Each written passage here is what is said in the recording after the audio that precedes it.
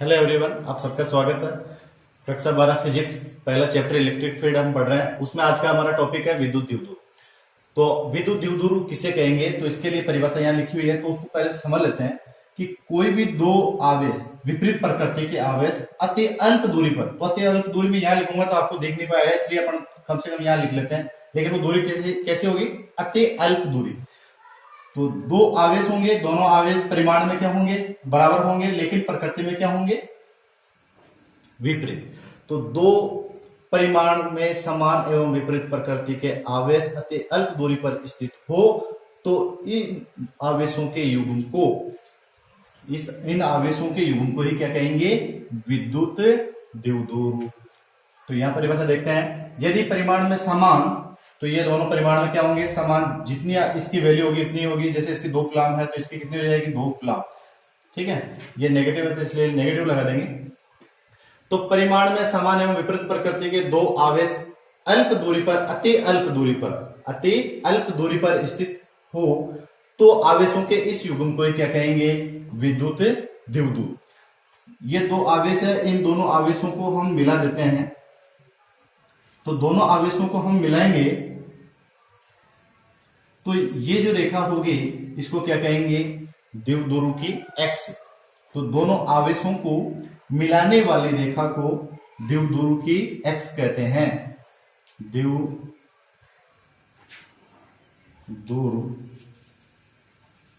की एक्स या एक्सीय रेखा, या इसको क्या कहते हैं, एक्सीय रेखा। ठीक है, तो ये रेखा जो दोनों आवेशों को मिलाएगी, और इन दोनों आवेशों के मध्य की दूरी हम कितने मान लेते हैं, 2a। ठीक है, तो द्विध्रुव की एक्स या एक्सीय रेखा की परिभाषा अगर पूछी जाए तो ये भी आप लिख सकेंगे कि द्विध्रुव के दोनों आवेशों को मिलाने वाली रेखा को क्या कहेंगे, द्विध्रुव की एक्स या एक्सीय रेखा। और इस रेखा के मध्य बिंदु को क्या कहेंगे, द्विध्रुव का केंद्र। द्विध्रुव का केंद्र, तो द्विध्रुव का केंद्र किससे कहेंगे, द्विध्रुव की एक्स के या एक्सीय रेखा के मध्य बिंदु को ही क्या कहेंगे, द्विध्रुव का केंद्र। तो साथ में 2-3 परिभाषा बनती है, तो उनको मैं एक साथ बताना चाह रहा हूं। और इसी प्रकार से एक परिभाषा और होगी जिसको हम कहते हैं निरक्षीय रेखा। और वो निरक्षीय रेखा क्या होगी, द्विध्रुव के केंद्र से गुजरने वाली व द्विध्रुव की एक्सीय रेखा के लंबवत,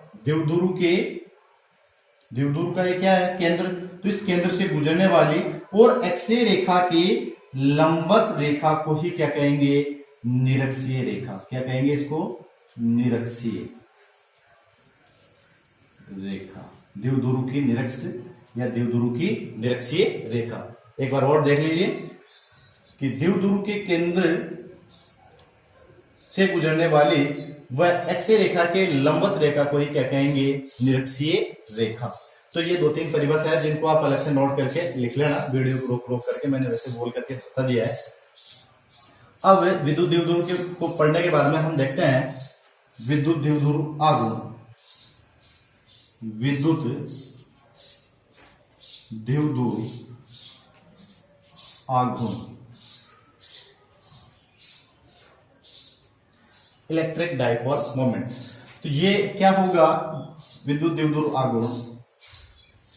विद्युत द्विध्रुव आघूर्ण इसी से हम पढ़ेंगे कि किसी विद्युत द्विध्रुव, कोई भी विद्युत द्विध्रुव होगा, किसी विद्युत द्विध्रुव के एक आवेश, इन दोनों आवेशों में से कोई सा भी एक आवेश हम ले लेंगे, तो एक आवेश के परिमाण, तो एक आवेश का हमने क्या ले लिया, परिमाणात्मक वैल्यू लेना है, तो क्यों लिखूंगा मैं, तो एक आवेश के परिमाण व इनके मध्य की दूरी, ये जो मध्य की दूरी है के गुणनफल को ही क्या कहेंगे हम, उसी को हम कहेंगे विद्युत द्विध्रुव आघूर्ण। और विद्युत द्विध्रुव आघूर्ण को हम लिखेंगे स्मॉल p से। और विद्युत द्विध्रुव आघूर्ण क्या है, सदिश राशि होती है, इसलिए इसके ऊपर वेक्टर लगा देंगे। तो यहां पे हम क्या लगाएंगे, वेक्टर। तो इसकी परिभाषा हम लिखते हैं कि किसी विद्युत द्विध्रुव, किसी विद्युत द्विध्रुव के एक आवेश का परिमाण व उनके किनके विद्युत द्विध्रुव के आवेशों के, है ना, उनके मध्य की दूरी, दोनों जो आवेश होंगे उनके मध्य की दूरी के गुणनफल को ही क्या कहेंगे, गुणनफल को हम क्या कहेंगे, विद्युत द्विध्रुव आघूर्ण। और इसको किससे लिखते हैं, स्मॉल p से।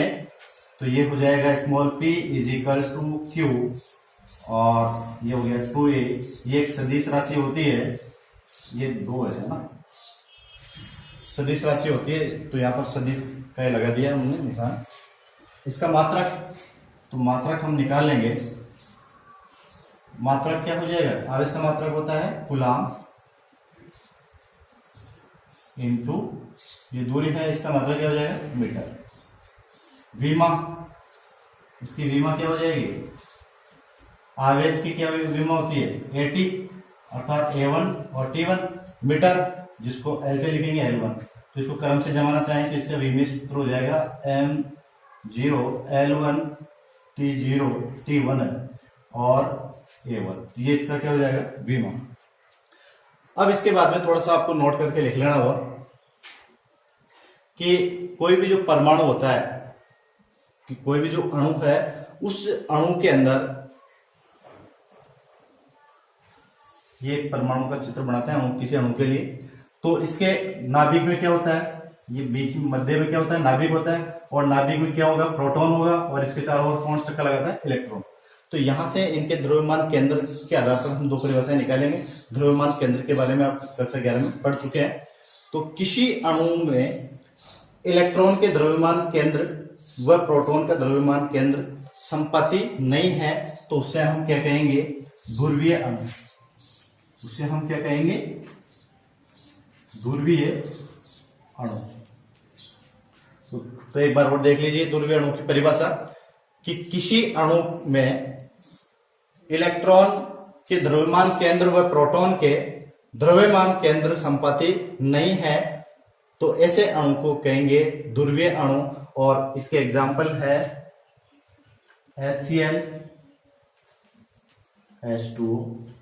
तो दो एग्जाम्पल बहुत है। और इसका जस्ट अपोजिट हो जाएगा कि ऐसे अणु जिसमें इलेक्ट्रॉन व प्रोटॉन के द्रव्यमान केंद्र क्या हो, संपाती हो। तो थोड़ा सा अपोजिट है, उसको तो क्या कहेंगे, इसको ध्रुवीय कहेंगे, अर्थात इनमें तो द्रव्यमान केंद्र क्या होगा, संपाती नहीं होगा, संपाती नहीं, इलेक्ट्रॉन और प्रोटॉन के द्रव्यमान केंद्र। और अध्रुवीय, इसमें अध्रुवीय अणु के अंदर क्या होगा, इसमें क्या होंगे, संपाती, इसमें क्या होंगे, संपाती। तो ऐसे अणु जिसमें इलेक्ट्रॉन व प्रोटॉन के द्रव्यमान केंद्र संपाती हो, उससे अध्रुवीय अणु कहेंगे। और इसमें क्या होगा, इसके एग्जांपल्स हम लिख ले O2, और ये लिख लिया मैंने N2। तो ये इसके एग्जांपल्स है। तो दो एग्जांपल मैंने लिखा दिया है, ये आपके लिए, इसके लिए बहुत है। और इतना सा ही इनके बारे में याद रखना है, ज्यादा इसके बारे में डिटेल्स से हमको जाना नहीं है डिटेल्स के अंदर। अब इस विद्युत द्विध्रुव के कारण, इस विद्युत द्विध्रुव के कारण हम देखेंगे विद्युत क्षेत्र की तीव्रता, ये जो दो प्रकार से होगी। एक विद्युत द्विध्रुव की अक्षीय रेखा के ऊपर देखेंगे, दूसरी रेखा कौन सी देखा था हमने, निरक्षीय रेखा। तो अक्षीय रेखा के कारण हम देख रहे हैं यहाँ पर सबसे पहले विद्युत क्षेत्र की तीव्रता। तो ये कोई दो आवेश है, ये कोई बिंदु है A, और इस बिंदु के ऊपर आवेश है -Q, और यहाँ पर एक बिंदु है B, और इस बिंदु B के कारण विद्युत, या इस बिंदु B पर आवेश है +Q, और दोनों इनको मिला देंगे आवेशों को। तो यहाँ पर ये क्या बन गया, विद्युत द्विध्रुव और आघूर्ण। तो इनके मध्य की दूरी हम कितनी मानते हैं, 2a, और दोनों आवेश पास पास में विपरीत प्रकृति के, तो यह विद्युत द्विध्रुव, और दोनों को मिला दिया। ये रेखा कौन सी आएगी, एक्सीय रेखा हो जाएगी, विद्युत द्विध्रुव की एक्सीय रेखा। और इस एक्सीय रेखा के ऊपर, इस एक्सीय रेखा को हम आगे बढ़ा सकते हैं इसी की दिशा के अंदर। तो इस अक्षीय रेखा पर स्थित कोई बिंदु P है, यहाँ पर कैपिटल P भी लिख रहा हूं। इस P बिंदु पर हमको क्या ज्ञात करना है? विद्युत क्षेत्र की तीव्रता हमको ज्ञात करना है। तो अपन को इतना सा लिखना है कि माना किसी विद्युत द्विध्रुव के मध्य बिंदु, तो मध्य बिंदु जिसको हम क्या कहते हैं? द्विध्रुव का केंद्र बिंदु। ये विद्युत द्विध्रुव का क्या है? केंद्र बिंदु है या मध्य बिंदु है। कि किसी विद्युत द्विध्रुव के मध्य बिंदु O से R दूरी पर, इस O से R दूरी पर स्थित बिंदु P पर विद्युत क्षेत्र की तीव्रता ज्ञात करना है। इतना सा 2 लाइन आपको लिखना है। अब हम यहां से दूरियां भी निकाल लेते हैं। इस बिंदु A की P से कितनी दूरी होगी? तो यहां से यहां तक की दूरी कितनी है? R है, ये इसका मध्य बिंदु है, तो इसका आधा आधा कर देंगे, तो यहां से यहां तक की दूरी कितनी बचेगी? A, और ये इधर की दूरी भी कितनी बचेगी? A। तो यहां से यहां तक की दूरी A है, यहां से यहां तक की दूरी R है, तो टोटल दूरी यहां से यहां तक की कितनी हो जाएगी? A plus R। ये बाद में काम आएगी, इसलिए पहले से अपन लिख लेते हैं ताकि पता चल जाए कि कैसे लिखा है। और इस बिंदु B से P की दूरी निकालें, तो यहां से यहां तक की दूरी चाहिए, जबकि यहां से यहां तक की दूरी कितनी है? A है। तो इस पूरी दूरी में से इस दूरी को घटा ले, क्योंकि यहां से यहां तक की दूरी R है, और इसमें से ये घटा लेंगे तो ये दूरी बचेगी। तो यहां से इस बिंदु B से P की दूरी कितनी हो जाएगी? R minus A। बस इतना सा आपको लिखना है। ये डायग्राम बनाने के बाद में आराम से हल हो जाएगा। तो लिखते हैं सबसे पहले हम कि बिंदु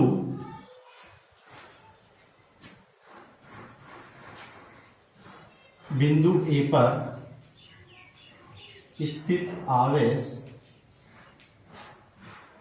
माइनस Q के कारण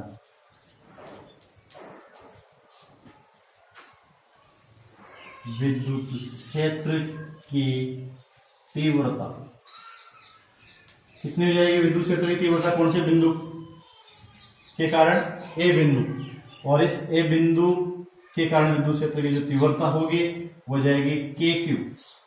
ठीक है, विद्युत क्षेत्र की तीव्रता हम क्या लिख लेते हैं? KQ अपॉन R स्क्वायर होता है। तो यहाँ पर ये दूरी है, ये दूरी कितनी हो जाएगी? हमको पता है E बराबर होता है KQ अपॉन R स्क्वायर, इसी से लिखना है। तो KQ अपॉन R स्क्वायर अर्थात यहां से यहां तक की दूरी, वो दूरी कितनी है? A प्लस R का स्क्वायर। और इसकी दिशा किधर होगी? इसकी दिशा होगी, क्योंकि माइनस से आवेश है, और माइनस आवेश के कारण विद्युत क्षेत्र की जो रेखाएं होती है वो किधर होती है? अंदर की ओर, अर्थात इसकी दिशा होगी P से A की ओर, PA की ओर। इसी प्रकार से बिंदु B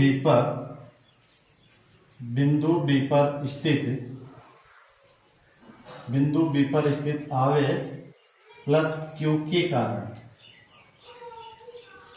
कारण विद्युत क्षेत्र की तीव्रता, और वो विद्युत क्षेत्र की तीव्रता कितनी हो जाएगी? हमको पता है वो विद्युत क्षेत्र की तीव्रता EB बराबर हो जाएगा KQ अपॉन, यहां से यहां तक की दूरी ये है R माइनस A का होल स्क्वायर, और इसकी दिशा जो होगी वो दिशा किधर होगी? बाहर की ओर, अर्थात BP की ओर,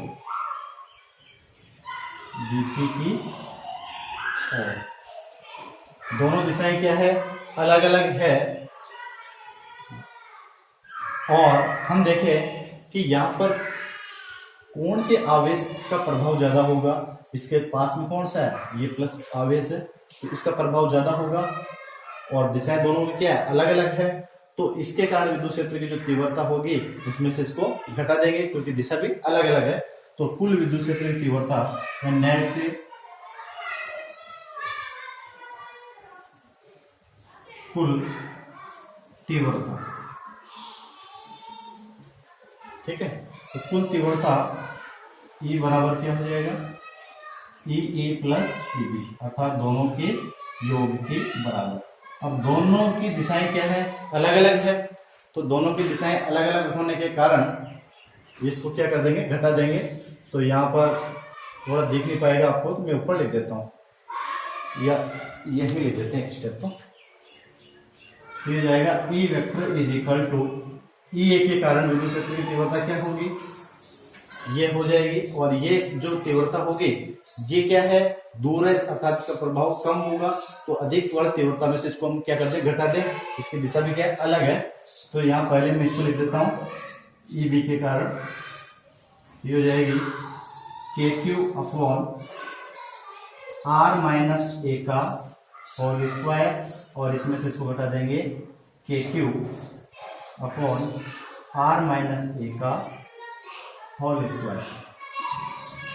और इसकी दिशा किधर होगी, इसी दिशा में होगी, क्योंकि इसका प्रभाव ज्यादा है, तो इसकी दिशा भी जो होगी वो किसकी ओर होगी, बीपी की ओर।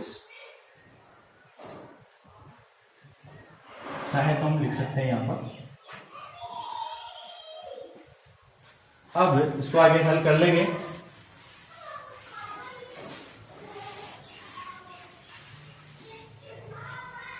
तो इसको आगे हल करने के लिए हम देखते हैं कि E vector is equal to, तो ये कॉमन आ गया के क्यू, तो और यहां क्या बच गया हमारे पास में 1 अपॉन आर माइनस ए का होल स्क्वायर और minus 1 upon are plus A का होल स्क्वायर, और इसको आगे हल करेंगे तो ये हो गया के क्यू, तो इसका एलसीएम लेंगे तो ये हो गया आर माइनस ए का होल स्क्वायर, और ये हो गया आर प्लस ए का होल स्क्वायर, और यहाँ कितना जाएगा, आर प्लस ए का whole square minus R minus A का होल स्क्वायर, ये हो गया के क्यू, और इसको हल करेंगे तो ये हो गया r square plus 2ar plus a square minus r square, और ये हो जाएगा प्लस का 2ar, और ये हो गया माइनस का ए स्क्वायर बटा, यहां देखते हैं a माइनस बी और ये a प्लस बी, तो ये a square minus b square का फॉर्मूला लग जाएगा, तो ये जाएगा r square minus a square का होल स्क्वायर। या कुछ राशियां हैं वो कैंसिल हो जाएगी, प्लस का आर स्क्वायर माइनस का आर स्क्वायर प्लस का ए स्क्वायर और ये स्क्वायर, तो ये बचेगा हमारे पास में के क्यू और 2ar और 2ar कितना हो जाएगा 4ar, और नीचे कितना हो जाएगा r square minus a square का होल स्क्वायर। तो ये ई वेक्टर के बराबर चल रहा है, और इसकी दिशा किधर है, बीपी की ओर, और लास्ट में भी हमको पता चल जाएगा इसकी दिशा किधर होनी चाहिए। इसको हल करें तो यहाँ हम ऐसे लिख सकते हैं इसको के क्यू, और इसको 4a को मैं क्या लिख दूँ, तोड़ करके इसको 2a लिख देता हूँ, 2a इनको एक साथ लिख दिया, और इसमें से कितना बच गया 2r, ये कितना बच गया 2r, कोई दिक्कत नहीं होनी चाहिए। और यहाँ ये नीचे है तो यह आ जाएगा r square minus a square का होल स्क्वायर। और हमको पता है कि किसी एक आवेश का परिमाण, तो एक आवेश का परिमाण हमने ले लिया, ठीक है, तो एक आवेश का परिमाण और दोनों आवेशों के मध्य की दूरी जो कितनी माना था हमने 2a, ये किसके बराबर होता है विद्युत द्विध्रुव आघूर्ण के बराबर, और विद्युत द्विध्रुव आघूर्ण को हम किससे लिखते हैं p से, तो ये किसकी वैल्यू आ गई p की, तो ये हो जाएगा के पी स्मॉल p, और ये 2 है, इस 2 को मैं आगे लिख देता हूं 2, और इधर क्या बच गया ये r, और नीचे देखते हैं ये हो गया r square minus a square का होल स्क्वायर। चूंकि जो विद्युत द्विध्रुव होता है उसके के लिए हम पढ़ते हैं कि कोई भी दो विपरीत प्रकृति के आवेश जो परिमाण में कैसे हो, समान हो और अति अल्प दूरी पर स्थित हो, तो इन दोनों आवेशों के बीच की जो दूरी हम मानते हैं जो 2a के रूप में फॉर्म में होती है, ये दूरी इस r की अपेक्षा, जो इससे r दूरी पर हमने बिंदु P लिया था उसकी अपेक्षा ये क्या होती है, बहुत कम होती है, अर्थात a is equal to very very less than of r। तो हम लिखें यदि a बहुत छोटा है किससे, r से, तो a को क्या कर देंगे हम, नेग्लेक्ट कर देंगे, तो हमारे पास में क्या बचेगा, तो हमारे पास में बचेगा E vector is equal to 2kpr upon तो ये आर स्क्वायर है, ए स्क्वायर को नेग्लेक्ट कर देंगे तो आर स्क्वायर और ए स्क्वायर कितना हो जाएगा, आर की पावर 4 और एक पावर इसकी कैंसिल हो जाएगी तो कितना आ जाएगा हमारे पास में 2kp अपॉन आर की पावर क्यू, और इसकी दिशा किधर होगी, बीपी की ओर। तो फाइनली हमारे पास में विद्युत क्षेत्र की तीव्रता जो आई है वो कितनी आ गई है, उसको लिख लेते हैं एक बार। तो तीव्रता जो आई है वो हमारे पास में है A vector is equal to 2kp upon R cube, और इनकी दोनों की जो दिशाएं हम देखें कि इसकी दिशा भी किधर है, बीपी की ओर। किधर लिखा हमने, बीपी की ओर, ठीक है, बीपी डायरेक्शन में। और यहाँ विद्युत द्विध्रुव आघूर्ण की भी दिशा देखें पी की, तो पी की दिशा किधर होती है, माइनस आवेश से प्लस आवेश की तरफ। तो यहाँ माइनस क्यू आवेश था, ये प्लस क्यू आवेश है, और ये बिंदु पी था, ये बिंदु बी था, अर्थात विद्युत क्षेत्र की तीव्रता की दिशा इधर है। और विद्युत द्विध्रुव आघूर्ण की जो दिशा होती है वो माइनस आवेश से प्लस आवेश की तरफ होती है, तो इसकी दिशा भी इधर है और इसकी दिशा भी इधर है, अर्थात दोनों की दिशा एक ही है, इसलिए धनात्मक चिन्ह आएगा यहाँ पर। और दोनों की दिशा एक है तो ये किसकी दिशा में, आर की दिशा में है, तो इसको चाहे तो यहाँ पर ऐसा नहीं लिख करके हम इसको ऐसे लिख सकते हैं, तो ये इसका सदिश रूप आ गया है। अब यहाँ से हम देखें ये विद्युत द्विध्रुव के कारण, अर्थात दो आवेशों के कारण विद्युत क्षेत्र की जो तीव्रता है, तो वहां इसमें रिलेशन आया है आर की पावर क्यूब के व्युत्क्रमानुपाती आया है ये। और एकल आवेश के कारण विद्युत क्षेत्र की तीव्रता को हमने देखा था, ये व्युत्क्रमानुपाती थी किसके, आर स्क्वायर के। तो ये विद्युत द्विध्रुव की अक्षीय रेखा के कारण विद्युत क्षेत्र की तीव्रता का फॉर्मूला, जिसको आपको याद रखना है।